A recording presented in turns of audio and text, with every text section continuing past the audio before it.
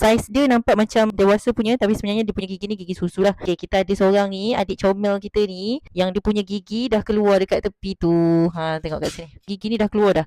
So ni adalah gigi premolar pertama. Kalau kita tengok daripada cermin, dia punya condition gigi tu nampak macam jadi berlapis. So sekarang ni gigi tu dia macam tak goyang. Cuba dia pegang yang ni. Ni adalah gigi susu.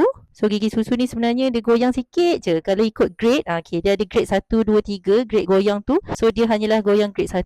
So dia tak boleh nak tercabut sendirilah. Kita terpaksa tolong untuk cabutkan. So ni kita dah bagi ubat kebas. Sekejap lagi kita akan cabut. So gigi ni dia dah tak ada halangan. Biasanya dia akan turunlah keluar. Jadi macam biasa. Okay, so ada satu lagi gigi dekat bawah ni. Gigi ni dia dah goyang juga ni. Okay, nampak dia macam bergerak-gerak. Okay, so ni gigi geraham susu. Saiz dia nampak macam dewasa punya, tapi sebenarnya dia punya gigi ni gigi susu lah. So kalau yang macam ni biasanya tak apa, nak biarkan biar dia tercabut sendiri. Sebab sometimes kalau dia dah goyang kuat macam ni, dia akan ditolak oleh gigi baru tu.